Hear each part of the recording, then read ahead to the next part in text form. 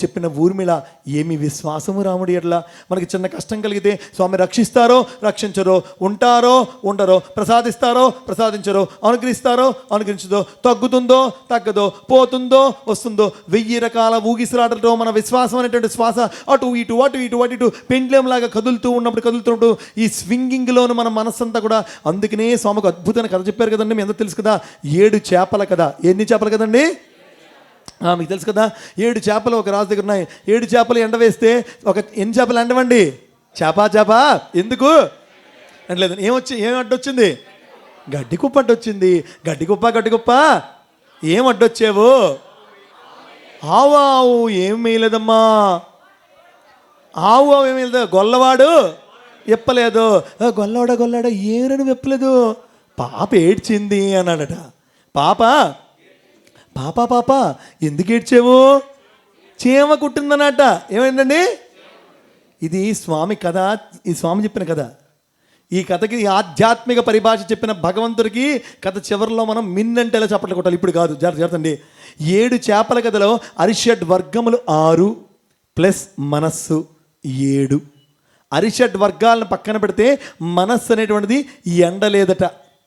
ఎంత చెప్పినా, ఎంత నకరసంగా వచ్చినా, ఎంత భజనకు వచ్చినా, ఎన్ని వచనాలు విన్నా, ఎన్ని ప్రవచనాలు విన్నా, ఎన్ని ఉపన్యాసాలు విన్నా మళ్ళా కుక్క తోక వెళ్ళిపోతుంది, ఎండలేదు.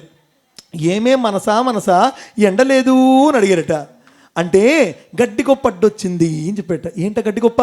అజ్ఞానం అనే గడ్డి కుప్ప అడ్డొచ్చిందట. ఏమొచ్చిందండి? అంటే అజ్ఞానపు నీడలో ఏముండిపోయింది? మనస్సు ఉండి. చెప్పాలి, అజ్ఞాన నీడలో ఏముండిపోయింది? ఏమయ్యలేదు? చేప ఎండలే. ఏం గడ్డి గొప్ప? అజ్ఞానం గడ్డి గొప్ప వచ్చేవంటే ఆవు నన్ను మేయలేదు, జ్ఞానం అనే ఆవు నన్ను మేయలేదు. చూసారా? ఏ ఆవు అండి? ఏ జ్ఞానం ఏంటి మేయలేదు? గడ్డి కాదండి, అజ్ఞానాన్ని మేయలేదు. గడ్డిగా మేయలేదు. ఏమి జ్ఞానం అనే ఆవు ఏం నువ్వు మేయలేదు? ఇది వినండి, ఏం నువ్వు మేయలేదు? గురువు అనే గొల్లవాడు నన్ను విప్పలేదు. గురువు నుంచి రావాల్సిందే జ్ఞానం, అది రాలే. ఓ గురువా ఏమి ఇప్పలేదు ఆవుని అని అడిగారు. ఎందుకు? పాప ఏడుస్తోంది అంటే ఏంటది? పాప ఏమిటి? మాయ లేదా సంసారము, సాధన. ఇది లేదు, ఏడుస్తోంది. ఇదంతా అయిపోయింది. పాప ఏం ఏడుస్తున్నావు అంటే చీమ కుట్టింది. సంసారం అనేటువంటి యొక్క చీమ కుట్టింది. సంసారం అనేటువంటి చీమ కుడితే సాధన అనేటువంటి ఒక పాప ఏడిస్తే ఆ పాపను చూసుకుంటూ సాధనను పక్కన పెట్టేసి ఆ ఏడుస్తున్న బిడ్డతో గురువు అక్కడే ఉండిపోతే, గురువు దగ్గర నుంచి జ్ఞానం రాకపోతే, జ్ఞానం వల్ల అజ్ఞానం నాశనం కాకపోతే, ఆ అజ్ఞానపు నీడలో ఉండేటువంటి ఆ గడ్డి కొప్ప పెరిగిపోతూ ఉంటుంటే మనం ఉండే మనస్సు అనేది ఎప్పటికీ కూడా ఎండకపోతే ఆ కంపుగానే ఉండిపోతే, ఎన్నాళ్ళు ఉతికిన నలుపే కానీ తెలుపు కాదన్నట్లుగా ఎప్పటికి మారుతుందిరా బిడ్డ. కాబట్టి నువ్వు సంసారం అనే చీమ నుంచి కొంచెం తప్పించుకొని సాధన చేసి గురువు యొక్క అనుగ్రహాన్ని పొంది జ్ఞాన సుకృతమైనటువంటి కిరణములతో నీలో ఉండే అజ్ఞానపు గడ్డి కుప్పను కాస్త తగ్గించుకొని నీ మనస్సును కానీ ఆ సూర్య కిరణములకి నువ్వు ఉంచేటువంటి చేపగా ఉంటే ఆ 7వ చేప కూడా తప్పకుండా ఎండి తీరుతుంది బంగారం చెప్పారు స్వామి. గట్టిగా మనం జయ జయధ్వానాలు పలకాలి. పరమాత్ముడు 7 చేపల కథ మన ఎంత అద్భుతమైన అంశం కదా. మనం ఎన్ని తెలుసుకోవాలి. ఆ విధంగా భరతుడి దగ్గర సెలవు తీసుకొని ఆంజనేయ స్వామి వెళ్ళారు. ఆ సంజీవం చూసారా? ఇక్కడ ఆంజనేయుల వారిని చూసి మరొక మాట నేర్చుకోవాలండి. చూడండి, పొరపాటున ఎవరికో ఒకరికి మనం చెప్పి పలానా స్వామి పనుందిరా నాయన, ఈ సేవ ఉందిరా నాయన, పలానా చేయవా అంటే వీళ్ళ వెళ్తాడు చూస్తారు. ఏమిరా నాయన ఇలా వచ్చేసావు అంటే అది అక్కడ లేదండి అంటాం. కానీ ఆంజనేయ స్వామి వారు అలాగని ఆ సంజీవిని మూలిక తెలియదని వెనక్కి రాలేదే.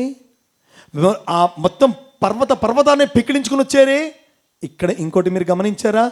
రామ కార్యంలో ఉన్నవాడు ఎలాగైనా దాన్ని నెరవేర్చడానికి ఏ కుంటె సాకులు కూడా చెప్పడు. ఒకటి గుర్తుంచుకోండి, మీకు ఇవాళ చెప్తున్నాను, వేద రహస్యమైన మాట ఇది, అందరు కంఠస్థ పెట్టాలి. కారణం చెప్పేవాడు గెలవడు. ఎవడు గెలవడండి? కారణం చెప్పేవాడు గెలిచేవాడు కారణం చెప్పడు. నువ్వు కారణం చెప్తున్నావా, నువ్వు గెలవు. నువ్వు గెలవాలనుకున్నావా, కారణం తేల్చుకోవాలి. ఎదురు కారణమా గెలవడమా? కారణమా ఇట్టి సంజీవిని పర్వతానికి స్వామి తన యొక్క 60వ జన్మదినోత్సవానికి, తన షష్ఠి పూర్తికి ప్రతీకగా అద్భుతంగా ఆ హిల్ వ్యూ స్టేడియంలో విద్యాగిరి కొండ మీద చూసారా, హనుమంతుల వారు సంజీవిని పర్వతాన్ని ఒక చేత్తో పట్టుకొని రామకార్యమై వెళ్తున్నట్లుగా ఎందుకు పెట్టారండి? ఆ శిల్పట స్వామి దగ్గరికి వచ్చి అనేకమైనటువంటి రూపాలు మోడల్స్ చూపించారు. గద పట్టుకున్నట్టుగా, నడుము మీద చేతులు పెట్టుకున్నట్లుగా, గదని భుజం మీద పెట్టుకున్నట్లుగా, రకరకాలుగా ఆశీర్వదిస్తున్నట్లుగా, నమస్కారం చేస్తున్నట్లుగా, ఇవేవి వద్దని చెప్పారు స్వామి. చెప్పి అక్కడే ఉన్నటువంటి దీంట్లోంచి ఒక బంగారుతో కూడినటువంటి యొక్క హనుమంతుల వారి యొక్క సంజీవిని పర్వతం పట్టుకున్న విగ్రహాన్ని సృష్టించి ఆ ఇచ్చి దీన్ని చేయరా బంగారు, ఎట్లాగైతే సంజీవిని పర్వతాన్ని మోస్తూ రామకార్యాన్ని చేస్తున్నటువంటి హనుమంతుడు ఇక్కడ ఉంటాడో, ఎప్పటి వరకు ఉంటాడో అప్పటి వరకు కూడా ఈ విశ్వంలో ఉండే ప్రతి సత్యసాయి సేవకుడు భక్తుడు నా యొక్క కార్యాన్ని చేయడానికి స్వామిజీ ఇచ్చినటువంటి యొక్క టాస్క్ని నిరంతరం చేతులతో మోస్తూ వారి యొక్క అద్భుతమైనటువంటి జీవితాల్లో ముందుకు వెళ్ళేటట్లుగా ఆశీర్వదించడానికి ఇది ఉండాలని స్వామి చెప్పినప్పుడు అది ఎంత అద్భుతమైన మాట. మనందరం కూడా స్వామి మాటకి గట్టిగా ఒక మన హర్షధ్వానములతో మన యొక్క విషయాన్ని తెలియజేయాలి.